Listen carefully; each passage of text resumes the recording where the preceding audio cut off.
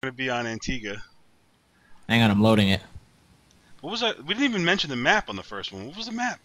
Everybody knows the map. Well, that's real pro of us. That's alright. We're like, yeah, here's a map. We're playing StarCraft. I think it's the second one. The first one didn't have this pretty graphics. This is gray concrete mixed with red fucking soil. This is a slimy thing with a bunch of bugs. And this one up here is shiny and clean. What are we on? We're on Antigua now. Yeah, okay. This is Antiga Shipyard. It's game 2 between NayRo and Baxter. This is not a best-of series. This is actually open pool play. Open pool play. This is for seeding for the tournament. So this is just us getting to know the players, getting to see how they play, you know, getting the names out there. So you guys know a little bit about who's watching with you, you know? Yes. Are you loaded in? I am in. I am ready, sir. And we are starting in 3, 2, 1. And for game 2, we have our now more blue Protoss player, Baxter, up top. And we have our pink Zerg, NayRo, in the bottom left. I like that they threw out the good luck. That means no cheese. No cheese coming. Incorrect.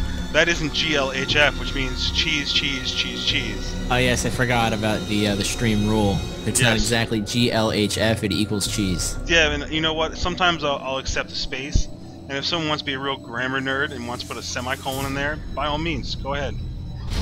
Now let's pretend here that we know what we're talking about. Yes. Seeing this this pylon on the high ground looks to me like this is going to be a less macro-oriented game. I mean, it doesn't look like he's opting for the Forge Fast Expand. It looks like it's going to be some early pressure.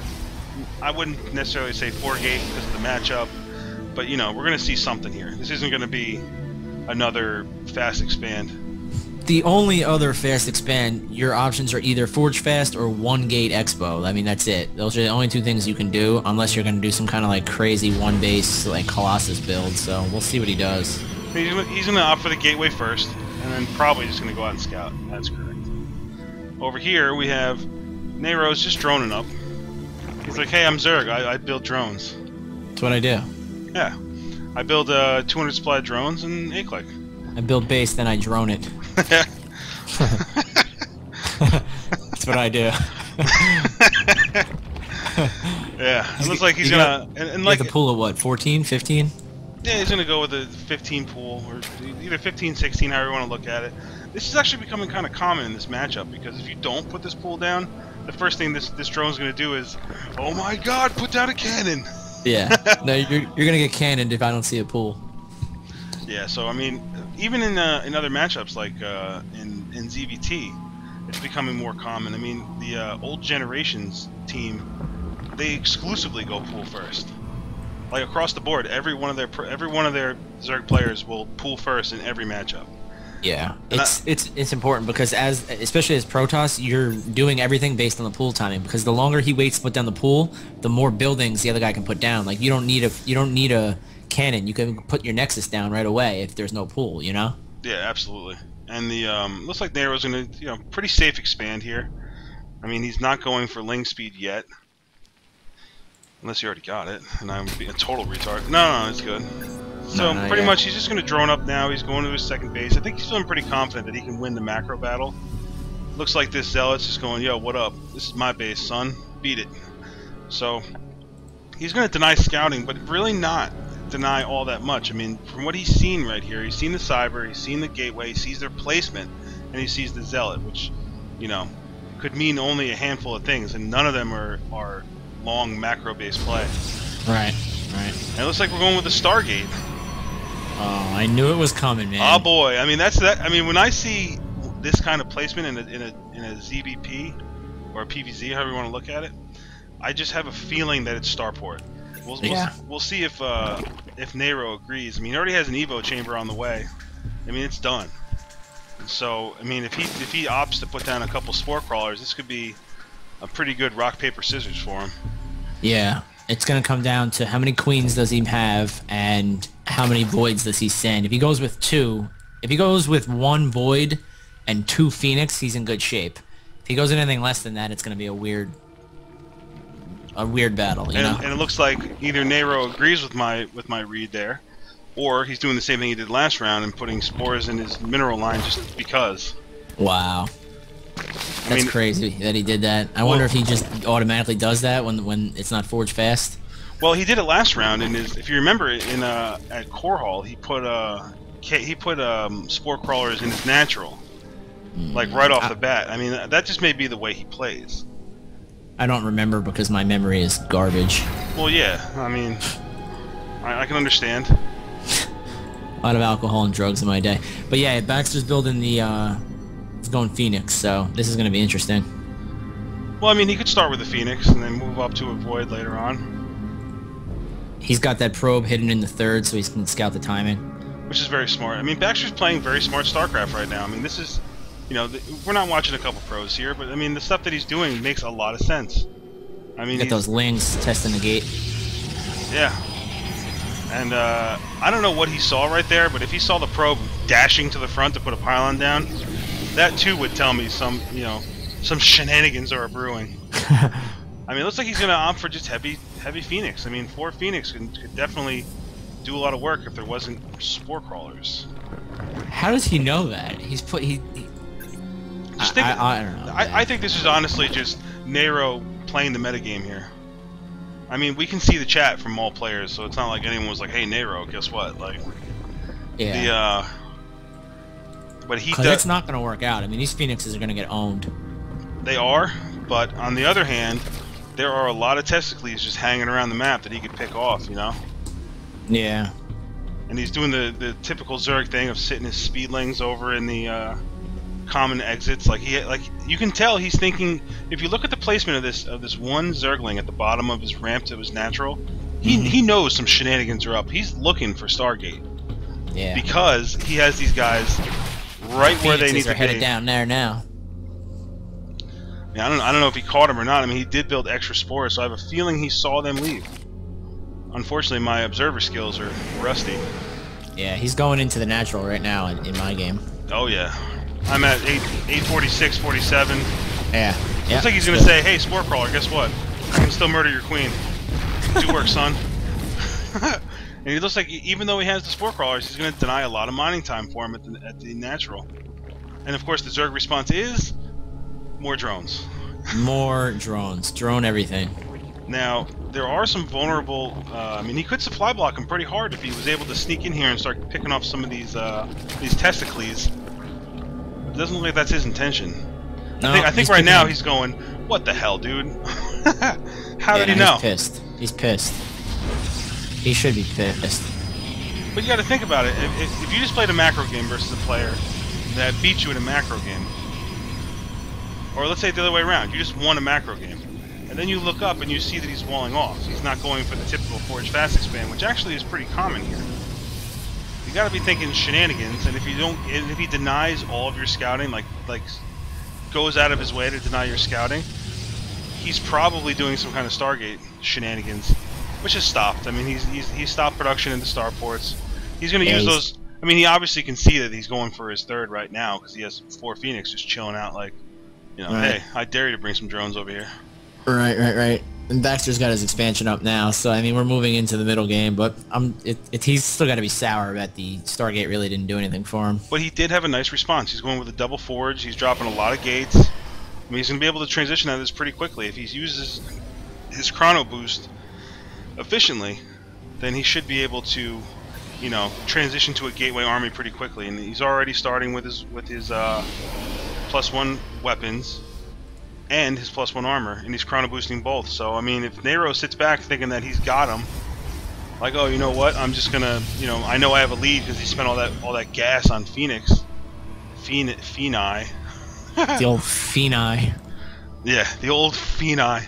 He has a couple regular gates here. I think he'll catch that in a second. But the I'm surprised he hasn't gone up to his 3rd and 4th gas. I mean, with all that, I mean, he is floating a ton of gas. I guess it's kind of smart because he is kind of mineral starved right now. But the he moved back in with those Phoenix into the main, but it's not really doing too much for him. Yeah, I think this is more of a just forcing him to build more spores, you know. But if what he saw here, he should be able to come back in and start picking off the supply. I mean, that's always my intention when I'm. Oh, and he's so NayRo is now going Hydralisk. He's going Roach Hydralisk. So this Phoenix nonsense is all but over. But he did. But I mean, you got to look at it this way too. He forced him to build what, 6, 7, 8, 9, 10 spore crawlers. Yeah. I mean, those aren't free, and he's supply blocked.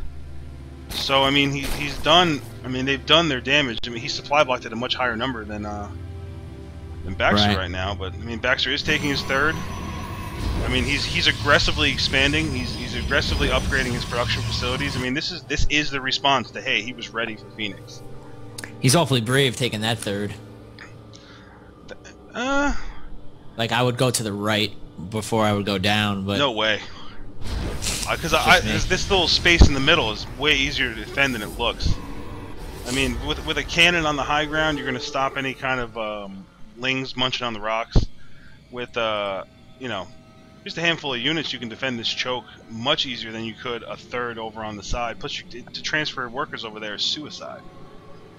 Yeah, I guess it's personal preference, but I always go away from my opponent instead of towards. Yeah, I mean, that little gap is actually a very little gap. You can actually hit siege rounds across this gap. Yeah.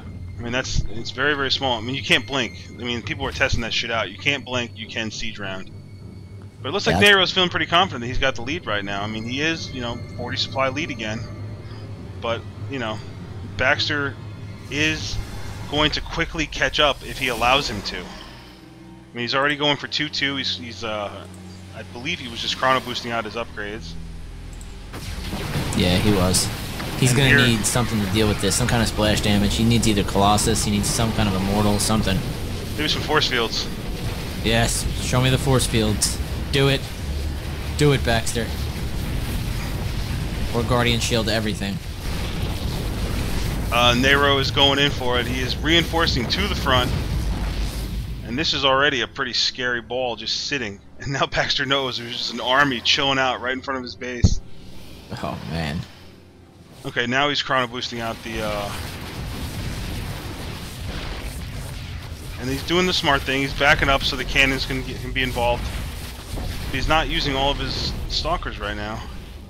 And again, NayRo just backs up. I mean, this is smart play from NayRo. He knows he's in a commanding position right now. He knows his opponent doesn't have a significant army, but he's not about to throw away all his units. Right. I mean, this is the kind of... I mean, he's just streaming units up to the front. There's a scary amount of units coming down there, man. I mean, we're now looking at a 60 supply lead. Yeah. And he's chrono boosting the heck out of his upgrades. But as this pretty much anti-gateway army comes rolling up, I mean, there's almost nothing you can do. Yeah. And there's the GG. That's it, man. I mean, this was a scenario where Baxter went for the early knockout punch and was you know, and NayRo did an excellent job of scouting. I mean, what did he really lose? I mean, yes, he forced him to put up some spore crawlers, but did he lose mining time? Did he lose, you know, significant resources? No. I mean, he had the economic lead.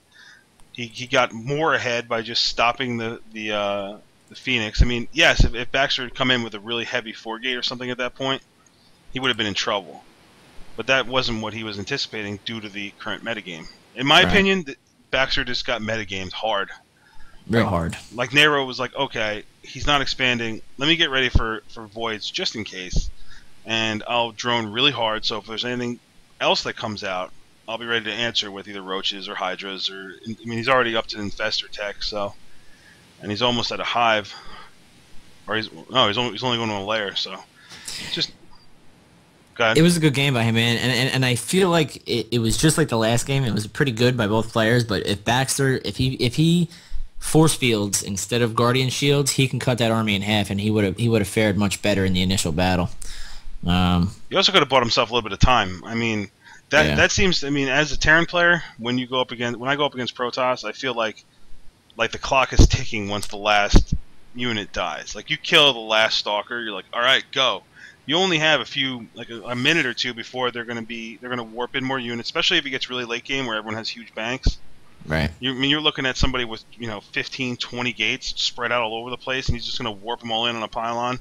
Right. I mean, and you're reinforcing from halfway across the map. I mean, it's tough. But I mean, NayRo did the smart thing again, where he just massed up in front. He did his damage. He knew he was ahead. He waited to get more ahead. And didn't move until it was decisive. So very, very smart play from NayRo. I'm looking forward to seeing more out of him. I mean, this is going to be interesting because we have a couple very strong Zerg players, and I'm actually really looking forward to seeing some. We have a couple Terran players who I can't wait to see. You know what I'm not looking forward to? What's that? Casting ZVZ. I didn't pick any ZVZ for today. Okay, nice. Because I was like, oh boy, the last thing I want to do is be like, there's some slimy things and some other slimy things fighting them. You're like, oh, what is that called? Oh, that thing? Yeah, what's the thing that looks like an armadillo back? Yeah, that thing is cute. That's the thing that kills me every single time. Oh, yeah, that thing's great. All right, cool.